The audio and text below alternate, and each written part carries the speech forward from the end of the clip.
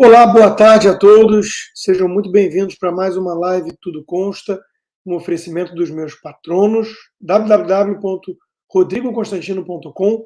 Vai lá, você pode se tornar um patrono e contribuir com esse programa diário totalmente independente. E, se você ainda não faz parte da minha comunidade no Locals, vá já fazer parte, inscreva-se, é de graça, já são mais de 27 mil membros e, se possível, torne-se um apoiador, já são mais de 1.100 apoiadores, são vocês, apoiadores, que tornam esse programa possível.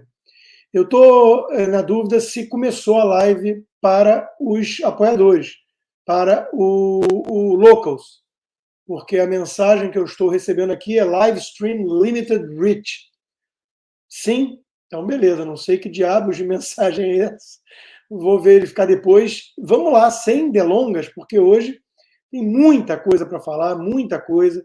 Eu tenho tentado manter a live em uma hora e pouquinho, nem pode passar muito disso, porque eu tenho depois compromissos parentais, né? E eu, como de praxe, vou abrir falando de guerra cultural.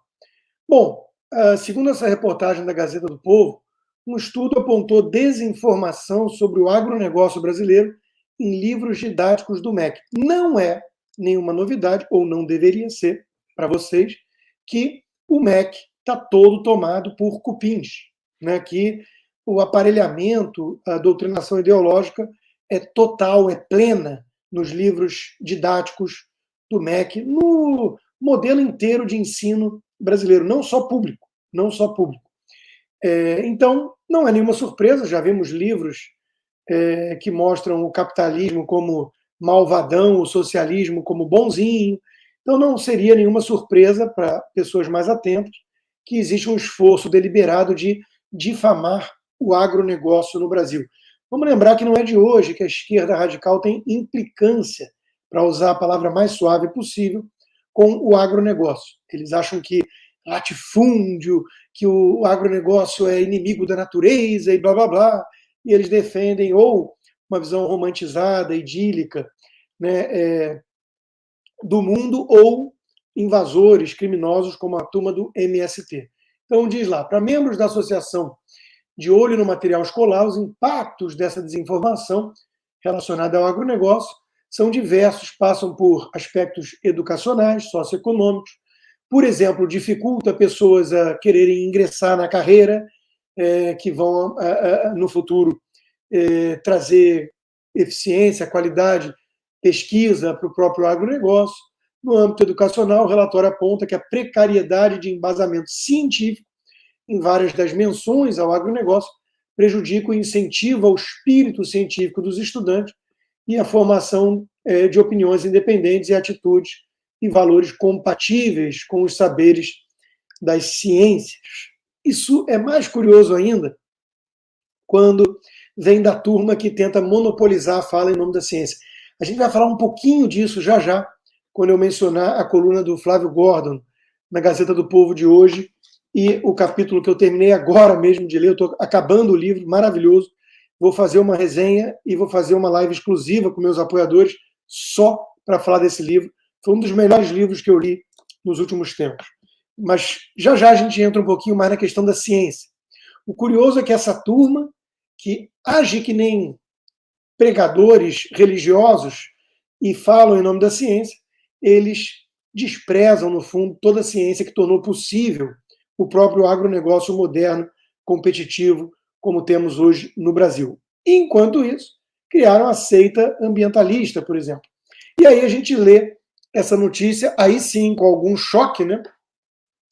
Que a Universidade de Helsinki deu a Greta Thunberg, aquela que está desde 13 anos de idade matando aula e berrando, how dare you, é tudo que ela vem fazendo nos últimos 7 anos, deu a ela um doutorado de teologia honoris causa. É piada pronta, mas merecido, merecido. Greta se parece um pouco com Jim Jones, né? Com o Osho, com uma coisa assim meio líder de seita picareta, né? Então, eu não espero que os seguidores de Greta Thunberg terminem tomando veneno em alguma floresta perdida por aí, né? Claro. nem criando uma fazenda de hippies malucos na Califórnia. Eu espero apenas que ela caia no ridículo, como ela já vem caindo, uma vez que uma pirralha de 13 anos gritando a Verinha Magalhães da trela, né? Mas uma moça de 20 anos que deveria estar trabalhando, né, e fazendo alguma coisa mais produtiva, continuar com a mesma postura, querendo ficar sendo presa em manifestação encenada, a prisão, né, para sair na manchete do jornal, isso até para a Verinha fica feio, fica constrangedor. Então, eu não acompanho a Vera, mas imagino que a Vera não esteja mais dizendo por aí que adoraria e teria muito orgulho de ter uma filha como a Greta Thunberg, como ela disse para mim num debate nosso do 3 em 1. Não tem muito a ver com isso, né? Mas na linha de lacração demais, acaba afastando o público. A Globo vem passando aí por crises, né? E demitindo muita gente. Não sei se as torneiras já abriram com vontade ou não neste novo governo, mas o fato é que até mesmo no futebol, que era o carro-chefe da Globo, a crise vem batendo a porta e o narrador, Kleber Machado, foi demitido depois de 35 anos de emissora. Parece que ele não saiu muito feliz, mas a emissora emitiu uma nota dizendo que está de portas abertas para projetos futuros e blá blá blá. Né? O que fica de ligação aqui com a nossa pauta de guerra cultural é uma pergunta, né? É uma pergunta.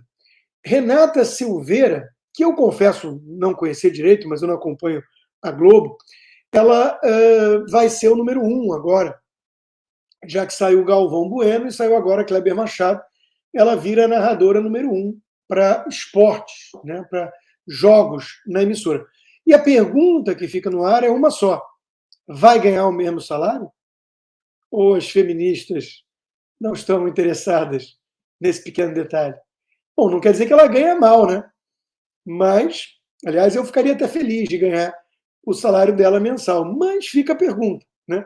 Vai ganhar igual ao Kleber Machado e ao Galvão Bueno ou não? Porque o William Bonner ganhava mais do que a Renata Vasconcelos. Mas isso aí são detalhes bobos, né? Só para mostrar a hipocrisia da turma lacradora. Um pouquinho mais sério é isso aqui. Diretor de novelas da Globo acusado de prometer personagem em troca de favores sexuais. Bom, no meu tempo de garoto, isso era o famoso teste de sofá, algo absolutamente conhecido, né? Todo mundo falava disso na Globo. Eu não sei, todo mundo é inocente até que se prove o contrário, mas fica a questão, né? Via de regra, essa turma muito lacradora, com postura de seita, com arrogância, né, de que se porta como se fossem as melhores pessoas, uma casta aristocrática, né, que vai dar lição de moral em todo mundo, dizer como cada um deve viver. Normalmente essas pessoas não são as melhores, né? Elas não levam vidas, digamos assim, exemplares, via de regra. Pensemos em Hollywood, pensemos em Projaquistão e por aí vai. Mas vamos aguardar, porque, repito, precisa ter o devido processo legal, não basta acusar. Isso é algo que eu sempre defendi aqui, e se eu defendo no caso do Brett Kavanaugh, do Trump, eu vou defender no caso do diretor da Globo também. Não podemos substituir o devido processo legal, a necessidade de provas, evidências, pela palavra de alguém, porque senão seria o caos. Como é o caos, obviamente, o resultado das ideias woke. E aí, essa conta que eu recomendo que todos sigam no Twitter, End Wokeness, trouxe até à tona aquela atriz global, né? Eu não sei o nome dela, o nome Bruna alguma coisa, mas olha como ela era bonitinha, né? Uma menina muito bonitinha, e virou alguma coisa meio indefinida e indescritível. A gente olha para a imagem à direita e fica sem saber exatamente se estamos em algum filme de ficção, andrógeno, alguma coisa assim. Né? Mas é isso que a ideologia woke produz em pessoas. Né? Então, fuja disso. E daí a necessidade, até meus pais têm me cobrado muito isso, minha namorada, né? Mas falta tempo. Eu preciso produzir aquele curso sobre como criar os antídotos domésticos contra esse tipo de doutrinação ideológica. Como proteger os seus filhos para que eles não virem idiotas ou coisa pior, né? Ou uma coisa assustadora. Porque a guerra está avançando, né? E está avançando, queiramos ou não reconhecer, admitir isso. Tem gente que prefere agir como avestruz, manter uma certa alienação para ser feliz e falar, não quero ficar vendo a live do Constantino, ele traz muita coisa que me assusta.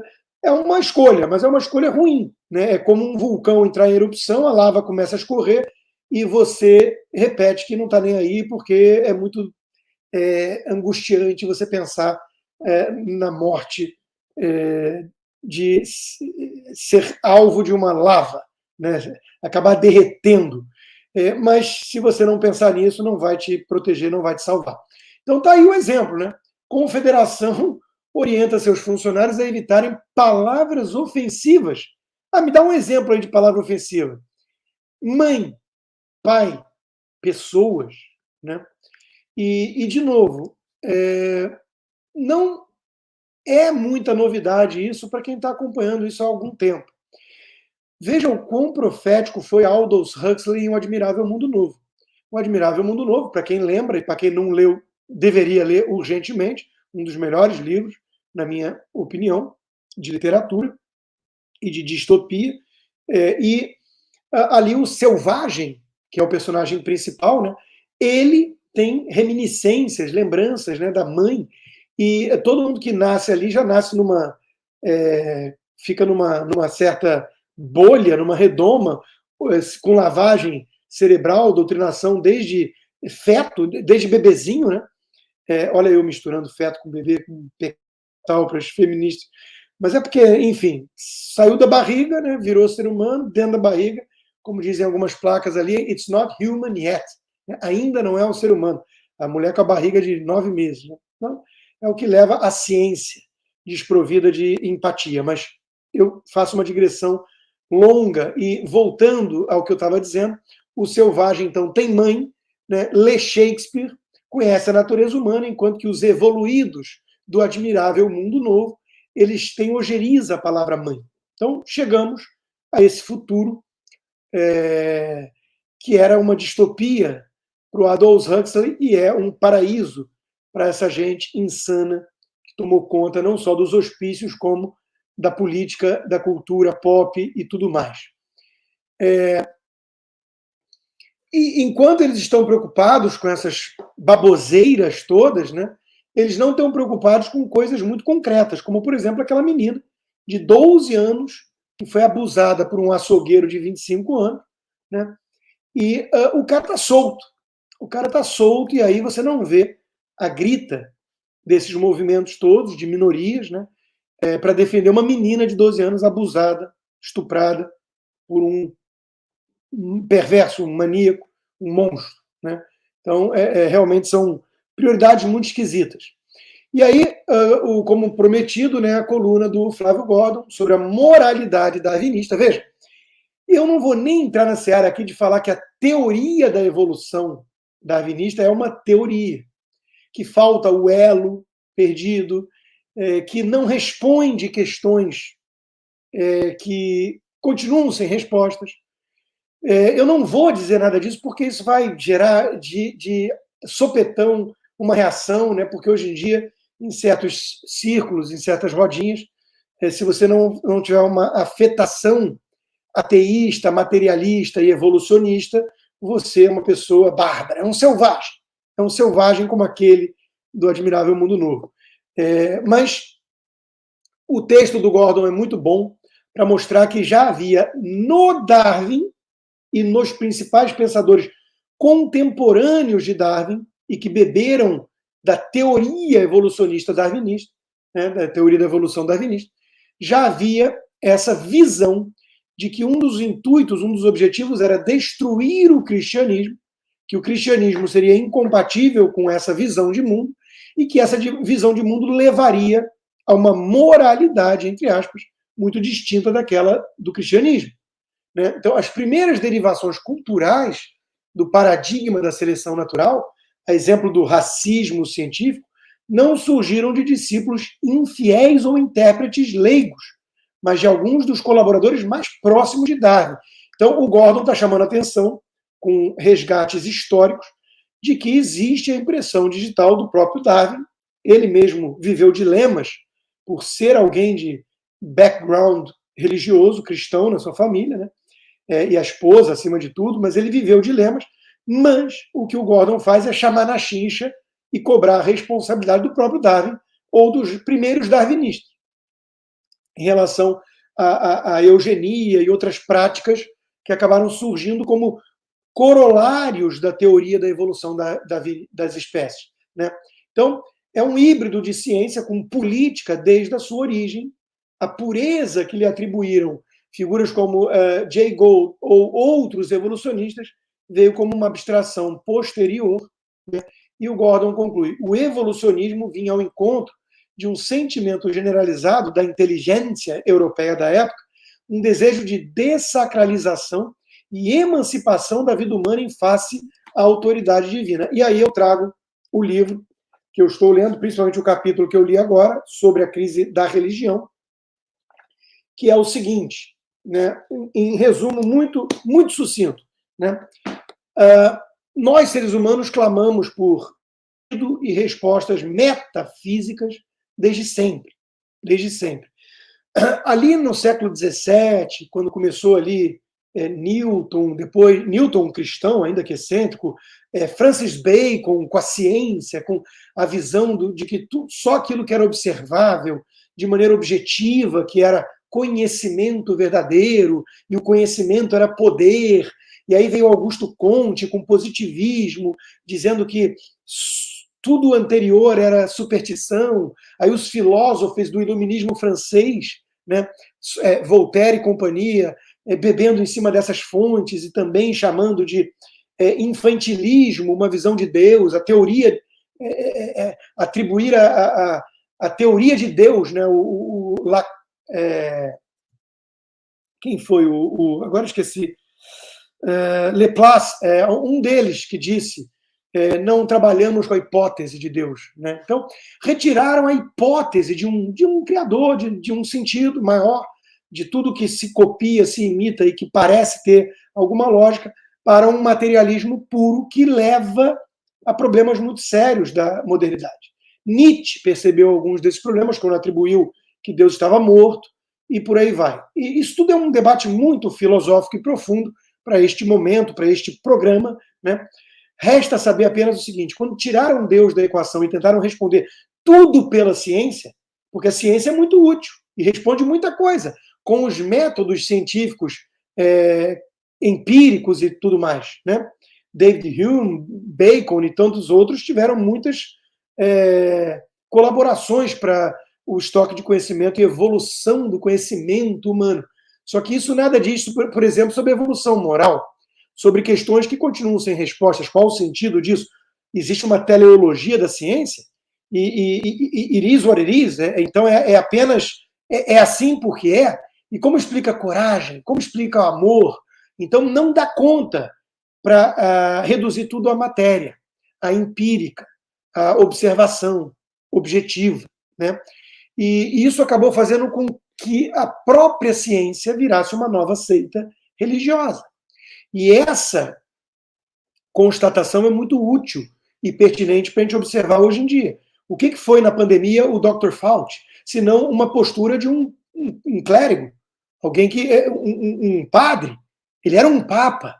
Ele falava sobre tudo. E veja, desde Sócrates, a gente sabe que a excelência e a sabedoria de algumas pessoas em algumas determinadas áreas não lhes concedem automaticamente um saber sobre o tudo. É a famosa constatação do Sócrates de que ele era o mais sábio de todos porque ele nada sabia. Ele começou a ver que os sábios não sabiam um monte de coisa. E a arrogância de você pegar o seu saber limitado e extrapolar para todo o resto, essa é a arrogância prometeica. É a arrogância de quem quer roubar o lugar de Deus, justamente o lugar de Deus, né? Então, isso não dá muito certo, acaba mal. E o que temos hoje é isso, né? O Dr. Fauci, vai lá, não vou chamar nem de picareta, apesar de eu achar que seja, né? Mas alguém com um conhecimento muito limitado que se arrogava um saber da ciência. Quando ele era criticado, ele dizia que a ciência estava sendo criticada. Isso é uma postura religiosa, para não dizer dogmática e fanática, né? Ele não podia ser criticado. Ele dizia e confessava que em alguns momentos ele né? Ele deu um empurrãozinho, ele manipulou os fatos, e a ciência baconiana tem que ser baseada apenas em fatos, né? Ele manipulava os fatos para levar a um resultado que ele considerava moralmente superior. Mas aí já não é mais ciência, a ciência é a moral. Então, enfim, várias questões interessantes e instigantes. Basta saber aqui que a ciência não dá conta de responder tudo. E quando os cientistas se colocam nesse papel, eles deixaram de ser cientistas e viraram pastores, evangelizadores, crentes e por aí vai. Então é nesse pé que estamos hoje do cientificismo, que é um perigo, e existe um renascimento, talvez, das religiões tradicionais e antes de entrar em credos específicos do cristianismo ou outros, dentro do cristianismo, suas subdivisões, a questão mais essencial: existe ou não Deus? A volta da hipótese de Deus, né, ela tem sido recorrente porque muita gente percebe que a ciência não deu conta de aplacar as angústias e as buscas por sentido dos seres humanos, que quando você tirou ela pela porta da frente, ela voltou pelos fundos e voltou de uma maneira muito mais perigosa, transformando em deuses ou profetas picaretas, né? E com a arrogância de um saber objetivo. Agora quem diz é a ciência, é o Dr. Fauci, e não mais apenas um clérigo qualquer. Então, tudo isso muito perigoso, mas vamos ter um debate específico assim que eu terminar o livro, porque é um livro muito bom. Bom, quem quiser vir para os Estados Unidos, eu recomendo sempre o escritório DM Visaló, da doutora Ingrid, que está há 30 anos nesse negócio, é advogada, conhece como poucos, né, essas leis todas e as possibilidades de mais de 180 vistos. Então, tire suas dúvidas. O link para a página no Instagram do DM Visaló está aqui embaixo na descrição do vídeo. Vai lá e diga que chegou por meio da live do Tudo Consta, né? Bom, vamos falar um pouquinho dos Estados Unidos, então? O Elon Musk está tirando sarro do Joe Biden, eu acho lindo isso. O Joe Biden lá, cheio de narrativas, né, porque é só o que ele tem. No meu primeiro ano, eu protegi não sei o quê, eu fiz não sei o quê, e não sei o quê. E aí o Elon Musk só vem assim, os bancos estão derretendo. Gente, como não gostar do Elon Musk? Né? Tudo bem que na época eu dizia, como não gostar do Trump? E tem coisas que dá para não gostar do Trump, com certeza. Né? E eu vou falar disso já já. Mas antes, quando a gente pensa no Joe Biden e no relativo fracasso que tem sido seu governo, em que pese a narrativa, né, que a mídia ajuda, a gente lembra do Guga. Oi, Guga, como é que vai? Não haverá paz entre Ucrânia e Rússia no horizonte previsível.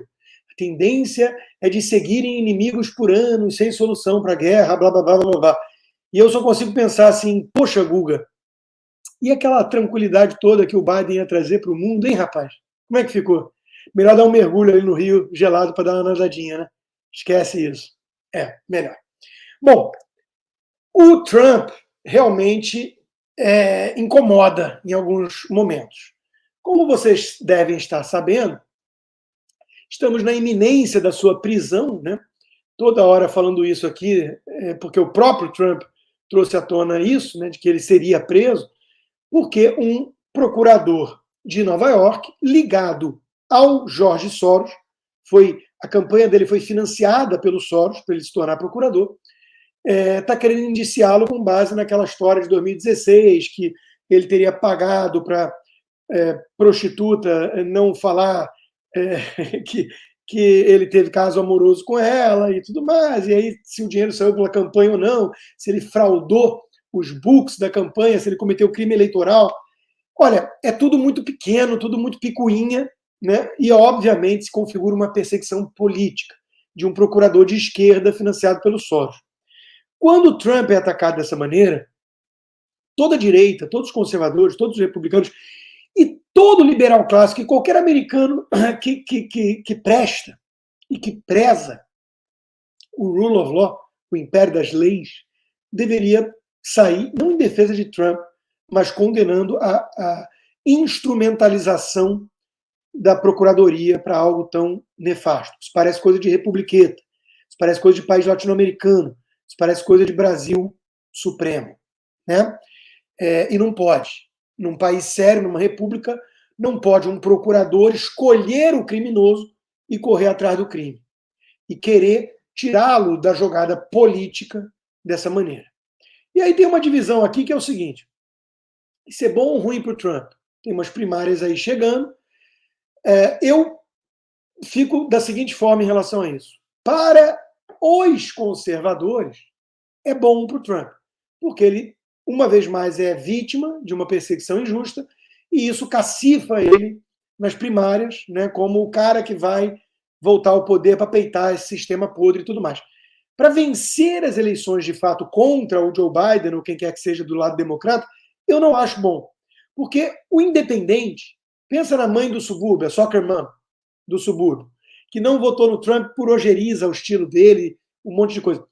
Ele ser vítima de um procurador enviesado, esquerdista, porque pagou e fraudou os books, uma prostituta, isso pega bem? Isso vai fazer essa soccer mom votar nele? Eu acho que não. Tudo que a esquerda democrata quer é que o Joe Biden possa concorrer contra o Trump de novo. Porque o Trump é mais fácil de bater e já tem muita rejeição. Eles não querem que seja contra o DeSantis. E aí você pega, nesse ambiente, um procurador do Soros indo atrás do Trump. E o que faz o Trump? Decide atacar a perseguição, o próprio Alvin Bragg, que é o procurador do Soros, e toda a esquerda e mídia, não. Ele vai atrás do Ron DeSantis. E ele tem dedicado tweets e tempo e energia a detonar o DeSantis, inclusive insinuando que ele, quando era professor universitário, foi numa festinha e ninguém tem nenhuma evidência de nada que aconteceu irregular nessa festa, e ele insinua que ele pode ter tido relacionamento com menores ou até com homens, insinuando que ele possa ser gay. Quer dizer, é muito baixo. É muito baixo e é muito lamentável que o Trump use esse momento de união e faça isso pensando apenas nas suas prioridades dentro das primárias. Isso, para mim, diminui muito o Donald Trump. Né? É aquele lado dele que a gente não consegue admirar. Não consegue admirar. Em vez dele entender que é hora de uma união maior contra esse abuso de poder, ele vai lá e pega o Ron DeSantis, que não tem nada a ver com esse indiciamento por parte da Procuradoria de Nova York, e tira o cara para Cristo. Então, isso é muito lamentável, mas isso é Donald Trump. Né? Enquanto isso, a comitiva de Lula vai à China em meio ao fortalecimento do bloco dos ditadores anti-ocidentais, anti-americanos. Né? E aí, o que diz a matéria do Globo? Que a viagem de Lula à China vai incluir fundo de 20 bilhões, visita à fábrica da Huawei e pode gerar mal-estar com os Estados Unidos. Por quê? Aí diz, olha a arrogância. O Brasil propôs declaração conjunta sobre mudanças climáticas que prevê um fundo de financiamento e quer falar sobre paz na Ucrânia. Talvez numa mesa de bar, né? Como o Lula já tinha prometido. Preocupação do governo brasileiro é manter equilíbrio entre China e Estados Unidos. Essa última linha, essa última frase é o que me interessa. Porque o Globo virou uma espécie de assessoria para-oficial do governo Lula. E veja, primeiro a arrogância. O presidente Lula querer se colocar como alguém capaz de equilibrar, talvez com um diálogo numa mesa de bar, as tensões geopolíticas entre Estados Unidos e China.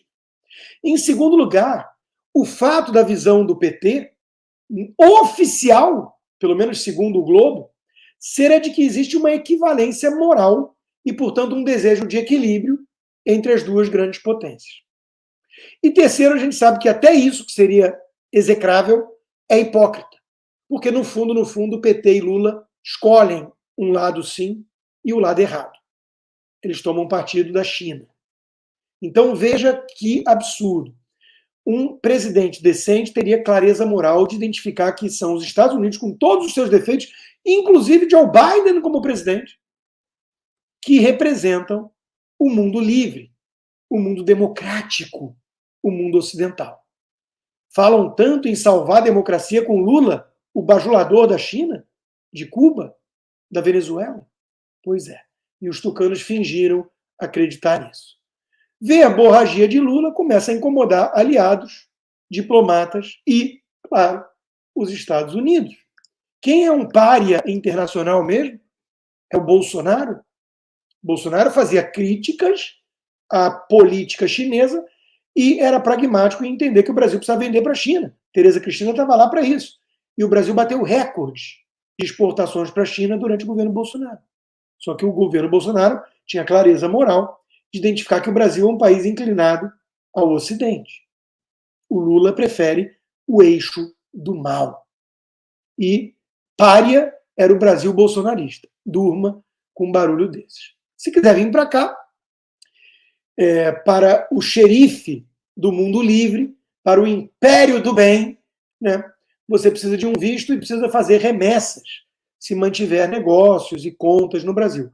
Para sua solução de câmbio, eu recomendo a Fair USA, do Adilson Góes, CEO. Os dados estão no vídeo. Ele tem muita experiência com isso, e a Fair USA tem ligação com a corretora Fair no Brasil, que tem 30 anos de experiência na solução de câmbio corporativo, inclusive. E por falar em mundo corporativo e tudo mais, fez o L, durma agora com as consequências. O Ibovespa já perdeu 15% nesse primeiro trimestre, que nem acabou ainda, né? E a única resposta dos juristas vai ser: nós não comemos Ibovespa, como se a perda de valor das empresas brasileiras não impactasse programas de investimento, criação de riqueza e, portanto, criação de empregos no país. Não existe país desenvolvido sem um sólido mercado de capitais. Daí a preocupação com o derretimento de bancos e de startups do mundo financeiro na crise atual vivida nos Estados Unidos e no mundo. Mas eis que o governo Lula tirou o Banco Central brasileiro como bode expiatório, como Cristo, né?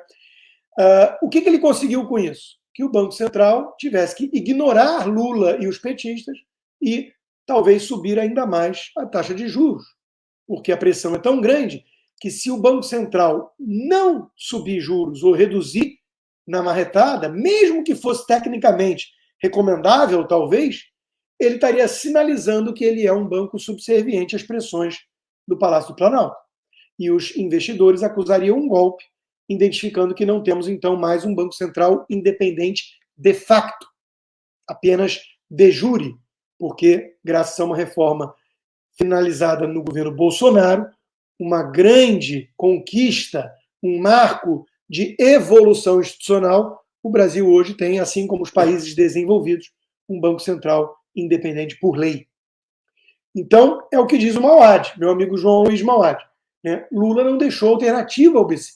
Ainda que houvesse razões técnicas, né, o que é controverso, os ataques sistemáticos ao Banco Central impediriam essa decisão, até para demonstrar que o Banco Central não é refém de discursos rasos, populistas, demagógicos. Agora, resta saber se é uma estratégia mais maquiavélica do PT ou apenas burrice e estupidez. Porque quando se trata de PT, tem método. Tem método. Então é preciso sempre levar isso em conta. O Alckmin foi outro que disse: acreditamos no bom senso de que vamos ter redução de juros. E quando eles colocam dessa forma e fazem essa pressão, o bom senso diz que o Banco Central precisa se mostrar independente de fato, né? E a Gleisi Hoffmann, Roberto Campos, explica como empresários podem captar recursos com maiores juros do mundo, como investir se o dinheiro aplicado rende 8% real, e por aí vai. Meu amigo Hélio Beltrão, liberal clássico, respondeu: crazy, explique, por favor, como os empresários podem investir em um país no qual malucos como Vossa Excelência falam besteiras e geram insegurança o tempo todo. Como investir e gerar empregos num país governado por gente que é hostil ao próprio capital. E By the way, os juros no Brasil não é tão alto assim por desejo do Roberto Campos Neto, ou por implicância, ou porque ele é bolsonarista, e sim porque o Brasil é um país perdulário, com uma tendência explosiva de gastos públicos, com base em mais de 90% engessado e determinado pela própria Constituição, né? E que tem no governo agora uma esquerda insana, radical e mais gastadora ainda. E aí vem o Guido Mantega, aquele que deixou como legado um país destruído, que foi ministro do Lula e da Dilma, não só da Dilma, era o grande elo para provar que a política econômica da Dilma era do Lula. Guido Mantega, que quase fez parte desse governo aí, estava lá na equipe de transição e apanhou tanto que foi rifado, disse: não sou contra a independência do Banco Central, desde que seja indicado pelo presidente da República. Brilhante, né? Como disse o Alexandre Schwartzman, que foi diretor do BC, pode fazer o que quiser, desde que seja aquilo que eu quero. O que me remete sempre àquela história do Henry Ford. Você pode comprar qualquer cor de carro, desde que seja preta, porque só tinha carro preto no início. Né? Então, eu sou a favor da independência do Banco Central, desde que eu possa dizer quem vai ser a marionete que eu vou colocar lá. Né? É o mindset típico de um petista. Né? No caso do Mantega, a gente abre uma exceção e desconfia que não seja maquiavelismo sábio, e sim limitação cognitiva mesmo. Pois bem, vamos falar então agora da economia lulista, porque eu não acredito em alquimia. Eu não acho que é possível pegar chumbo e transformar em ouro. Mas o Lula conseguiu pegar picanha e transformar em abóbora. Né? Ele conseguiu prometer picanha, chuva de picanha, para seus eleitores, e eis que agora vamos ter que acreditar que a abóbora virou apenas uma picanha trans. Né? Então, é tudo muito subjetivo, não temos mais ciência objetiva. Se aquela abóbora diz que é uma picanha e jura que é uma picanha, ela será daqui para frente uma picanha. Abóbora, que pelo tamanho dela a gente pode ter consciência de que se a gente ajudar todo mundo a plantar e a gente tiver condições de fazer com que o povo possa comprar, ninguém vai passar fome nesse país. E não vai comer só abóbora, vai comer abóbora, melancia, banana, manga, mandioca, macaxeira, tudo que tiver melão, cenoura, já dá para passar a fome de todo mundo isso aqui. Só não vai comer picanha, pelo visto. O resto tem, e não é graças ao MST. É o agronegócio tão detonado, demonizado e difamado pela própria esquerda radical, pelos próprios lulistas. Por falar em lulista, o plano do Boulos, acatado, antes fosse atacado, né? Que diferença que faz a troca de duas letrinhas? O plano de Boulos acatado por Lula ameaça mais de 90 milhões de brasileiros que não possuem tratamento de esgoto. Mas é como eu já cansei de dizer, a esquerda quer o pobre literalmente na merda, porque assim ela consegue se oferecer como solução para todos os seus males. Não é por acaso que o Brasil está geograficamente muito dividido e o Nordeste é vermelho, enquanto que o Sul e o Sudeste, que carregam o país nas costas em termos de PIB e tem um desemprego muito menor, são antipetistas. Diz a reportagem da Gazeta, a falta de saneamento básico é uma das principais tragédias sociais do país e não é uma tragédia natural, é uma por incompetência e corrupção e ideologia ao longo de décadas de esquerdismo.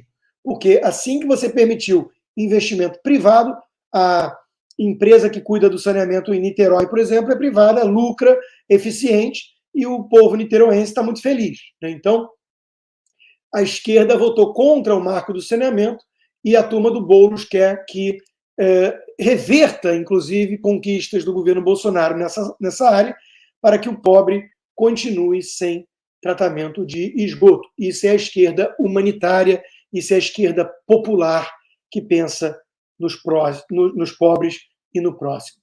Mas a economia vai mal, a bolsa despencou, a chuva de picanha ficou na promessa, mas tem abóbora para todo mundo, e me lembrou até um piadista, Paulo, como é que é o nome dele? Como é que é, meu Deus? Paulinho Micharia. Paulinho Micharia tem um stand-up engraçado, onde ele diz assim, pô, estão tentando tirar tudo que colocaram, né? Cerveja sem álcool, pô, bebe água.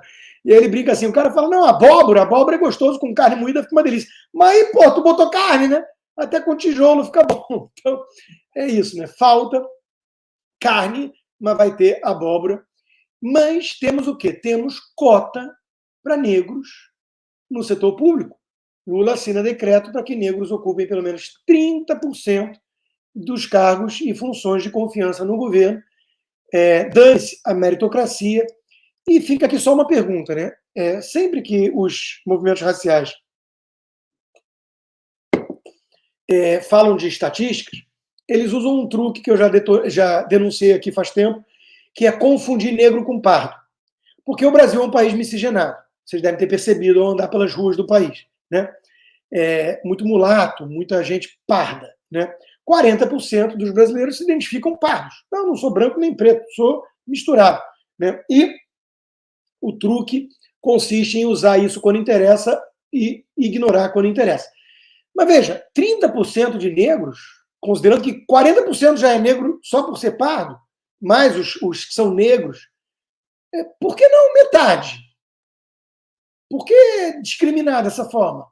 Por que o governo Lula é preconceituoso e oferece migalhas, cotas de apenas 30% para os negros?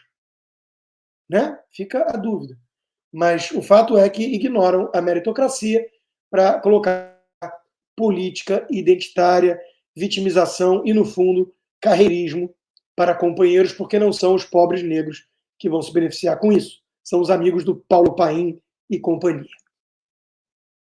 E, enquanto isso, Fernando Haddad, que é esse brilhante ministro da Economia, né, com esses resultados incríveis que estamos já colhendo de um trimestre de lulismo, ele está mais preocupado em lacrar com o negro Belchior e a turma da UNEAFRO, Instituto Peregum e CONAC. Né, as demandas relacionadas ao desenvolvimento econômico da população negra e quilombola fazem parte de uma reparação histórica, blá, blá, blá, blá, blá, blá, blá. E eu aqui pensando que Pedro, Maria, José, todos eles, pretos ou brancos ou pardos, queriam mesmo a tal sonhada e prometida picanha. Mas não, eles vão ter abóbora, e olhe lá, e vão ter que ficar felizes, porque, afinal de contas, o Fernando Haddad está com o negro Belchior lacrando. E Lula fala muita besteira, né, como vocês já perceberam. Isso está começando a incomodar a turma da mídia, os meus pares.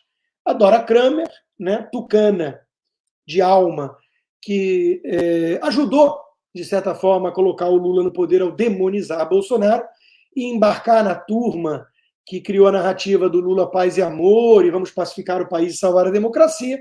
Dora Kramer dizendo que Lula fala o que dá na telha e que isso, nos governos anteriores, era motivo de crítica porque as pessoas achavam condenável, mas com Lula acham graça e não podem deixar passar. Né? Então, Dora Kramer... A gente vai voltar ao outro tweet da Dora Kramer mais à frente, mas vamos em frente sobre a imprensa, porque eu acho divertidíssimo essas descobertas. Lula fala besteira. E não, a imprensa não deveria deixar passar. Puxa vida, Lula chegou na cena política agora, não é mesmo, Dora Kramer? Né? A gente nem sabe o que o Lula fez no verão passado. Então a imprensa tem essa mania. E aí, vai lá a amiga do Dirceu, Mônica Bergamo, e diz: Tarcísio é visto como desequilibrado em posts de direita após martelada análise. E eu me divirto com essas análises, ou leitores, né? Diz leitor, diz análise. Quem está dizendo é a Mônica Bergamo, que quer impor uma narrativa de que a direita achou que o Tarcísio era um desequilibrado por esmurrar o martelo após aquela concessão. Vocês, quase 10 mil que estão me acompanhando ao vivo, apesar da censura toda a qual eu estou submetido no país do arbítrio. Vocês, 10 mil que me acompanham aqui nesse momento, acham que o Tarcísio é um desequilibrado? por dar aquelas porradas com martelo na concessão?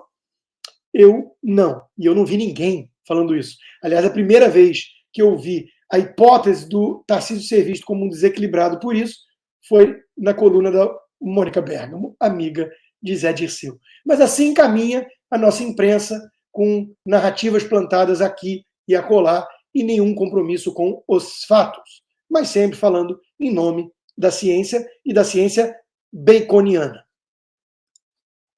Lula impõe sigilo a visitas ao Alvorada. Medida ocorre após o governo do petista retirar os sigilos impostos por Jair, incluindo visitas à primeira-dama, Michele. Sempre a hipocrisia da esquerda. Lula tirou o sigilo. Nós vimos que a primeira-dama Michele Bolsonaro fez tudo dentro das regras, só recebeu visitas republicanas, recebia evangélicos, falava de coisas que interessam ao povo brasileiro, e vem lá o Lula e mete sigilo. E a imprensa não vai gritar, porque a imprensa é uma assessoria de imprensa do próprio lulismo. Mas veja, falta picanha, sobra abóbora. Bolsa derrete. Ministro da Economia prefere lacrar com movimentos raciais, enquanto que emprego tem queda depois de 10, tem alta depois de 10 quedas consecutivas. As coisas não vão bem. E vocês acham que a imprensa protegendo Lula vai dar conta da insatisfação popular? Acho que não, né? Lula é vaiado por servidores da saúde ao relançar programa de combate à fome. A situação ocorreu durante evento em Recife, no Pernambuco. Veja que estamos falando de Nordeste, servidores públicos, e a coisa já está ficando feia assim para o Lula. Imagina se ele for num jogo do Maracanã. O que vai acontecer? É ou não é? O teste das ruas, Lula faz tempo não quer enfrentar. Ele prefere o conforto das redações dos jornais no Brasil. E o Estadão Tucano tem uma reportagem sobre crianças famintas e Ferraris na rua, como a escassez agravou a desigualdade na Venezuela. Quando eu publiquei isso no Twitter, apesar de toda a censura, quem tem VPN consegue ver meus tweets, então coloque já uma VPN você também. Um ou dois apareceram lá para dizer assim, isso é a realidade do Brasil também, você nunca andou pelo Brasil? Eu sei que no Brasil tem muita desigualdade, inclusive eu não me preocupo muito com a desigualdade, me preocupo com o nível de pobreza. Eu me preocupo com gente que tem que comer só abóbora porque não pode comer carne. Agora, o cara ser rico não me incomoda porque ele não foi rico tirando nada de ninguém. Riqueza não é um jogo de soma zero. Isso é uma mentalidade típica da esquerda. A questão é outra. A questão é que onde foi parar o socialismo do século XXI? Hugo Chávez, tão defendido por Lula, e seu sucessor, Nicolás Maduro, tão apoiado por Lula, em vídeos, que pedia voto, como se fosse preciso ter voto, porque tudo é fraudado na Venezuela. O TSE, por falar nisso, eu lembrei, por causa do processo eleitoral, não estou dizendo, longe de mim, dizer que tem fraude na eleição brasileira. Eu não seria louco a esse ponto, né? Porque eu não sou louco a ponto de pular de prédio. Existe uma diferença entre coragem e loucura, né? Então, eu não vou dizer que houve fraude no Brasil, mas eu pensei no TSE por falar de processo eleitoral. O TSE nos impediu de lembrar desse elo do Lula com os ditadores socialistas. Mas eu divago. O socialismo do século XXI não era para acabar com isso? E agora tem lá uma casta, uma nomenclatura ligada ao governo que pode dirigir Ferrari. E a imensa maioria na merda, onde o Boulos quer colocar ou manter os pobres que não têm saneamento. Se você quer uma revista séria e ler reportagens boas, colunas como as minhas, da Ana Paula Henkel e Augusto Nunes, Fiuza e tantos outros, assine a revista Oeste. Ela não aceita um único centavo de governo, por isso ela nunca vai ser um Globo da vida, né? Então, o link está aqui embaixo, usa a promo code CONSTA20 e você vai ter 20% de desconto na assinatura. Gente, notícia alvissareira. Eu sei que é muito pouco, talvez muito tarde, mas o fato é que a oposição está tentando agir. O Brasil lulista está tendo alguma oposição. E isso merece o nosso apoio, não o nosso derrotismo. Então, o Flávio Dino foi convidado para esclarecer na Comissão de Justiça os atos de 8 de janeiro, o que ele fez ali, ou melhor, por que ele não fez nada, a inação dele, e o Complexo do Maré sem escolta policial, o que só aconteceria com aval dos traficantes. Além disso, o Marcel Van Hatten, que é uma voz das mais ativas da oposição, tem a coluna na Gazeta do Povo chamando atenção para o novo Mais Médicos, o programa do governo, que não pode ser apenas uma volta ao passado. E óbvio que ele está chamando atenção para não deixar que seja, porque ele sabe que é o que quer o Lula. O PT quer mandar dinheiro do pobre trabalhador brasileiro para o ditador companheiro. Então, ainda não se sabe exatamente que rumos tomará mais essa volta ao passado promovida pelo Lula e o PT, mas no fundo, a gente sabe sim qual é o intuito, né? Esse governo não nos tem dado a chance de esperarmos pelo melhor. Todos os dias nos preparamos para o pior. E conclui Marcel, é importante que estejamos alertas aos próximos passos dados pelo Ministério da Saúde de Lula para que o passado recente de trabalho escravo imposto aos, abre aspas, médicos cubanos, mas se repita. E o Novo e o Marcel não estão apenas no discurso, o que não é apenas, é a função de um parlamentar também. Mas eles estão tomando ações concretas. O Partido Novo está querendo vedar envio de recursos para Cuba pelo programa Mais Médicos, sua nova edição. Meus caros, se você quer vir ser meu vizinho, não só na Flórida, mas nos Estados Unidos, você precisa de visto, eu já dou o caminho das pedras, remessa de câmbio, eu já dou o caminho das pedras, e de um imóvel, para alugar, para comprar. E eu recomendo muitíssimo a Cíntia Torman e a Flávia Caltabiano, da Torman e Caltabiano, anos e anos de experiência, parceiras da Compass, que é a empresa que mais cresce nesse setor, e eu sou cliente, então eu sei do que eu estou falando. Tratamento concierge, VIP, profissional, ético. Gente, eu anunciei minha casa, fizeram um open house, recebemos proposta. Já está under contract. Eu não gosto de falar muito isso porque ainda está naquela fase que pode dar ruim, né? Mas assim, já tem oferta e já foi aceita a oferta. Um open house, um final de semana. São muito eficientes, eu recomendo muitíssimo. Inclusive, elas estiveram ontem num evento comigo, em petit comité, em que eu fui palestrante de abertura sobre liderança com o presida, nosso presidente, Jair Bolsonaro. Tivemos a oportunidade de ficar numa salinha conversando um pouquinho antes do evento. Não vou relatar tudo que foi dito.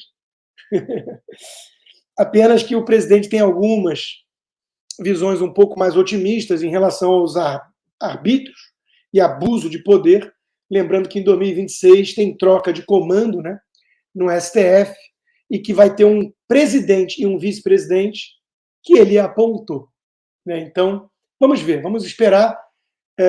Eu gravei em áudio o meu discurso de 10 minutos sobre liderança, mandei no ato para os meus patronos VIP e Gold e depois para a turma do Locals. Então, está vendo as vantagens de fazer parte da turma que realmente me apoia, né? Vocês que estão me prestigiando com a audiência já me dão apoio, claro, mas os que me apoiam ainda mais, né, coçando o bolso, put your money where your mouth is, como diz o ditado americano. Meu muito obrigado a todos vocês. E aí eu recebo hoje esse e-mail. Conecte seus seguidores de uma forma nova, crie a subscription, né, no Instagram.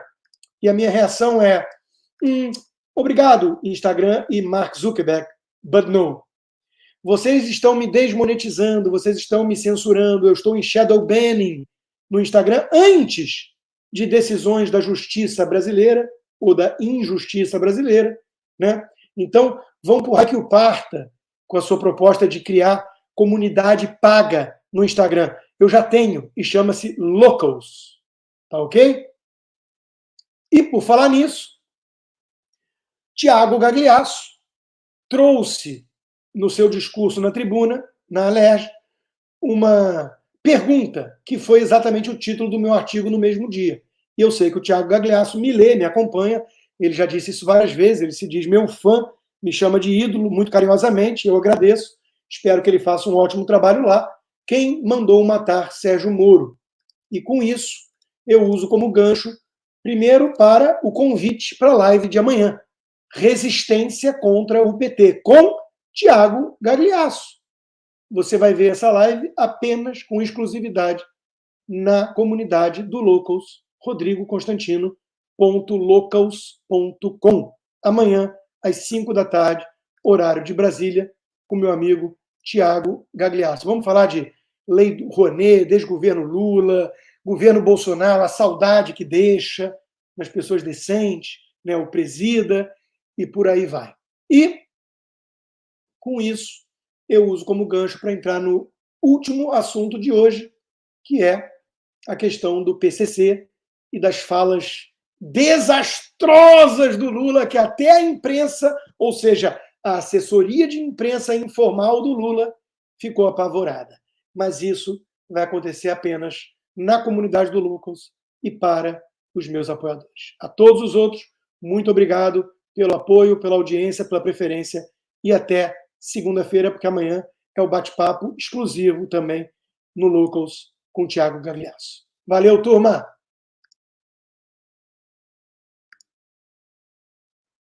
Bom, eu não estou conseguindo ver a opção de criar apenas apoiadores aqui. Aconteceu alguma coisa estranha hoje com o Locals, mas tudo bem. Eu vou falar com o Justin lá para ele me explicar. Enquanto isso, eu vou para as redes sociais. Eu acho que hoje não vamos ter como fazer o bate-papo apenas para apoiadores, e sim para toda a comunidade do Locals, os 27.400 que me seguem lá na comunidade, o que também é uma forma de prestigiá-los, claro, mas tem que ter uma hierarquia de prestígio, né? E essa hierarquia de prestígio é diretamente proporcional a coçar o bolso para tornar possível a minha sobrevivência e a manutenção do meu trabalho de comentarista e analista de conjuntura.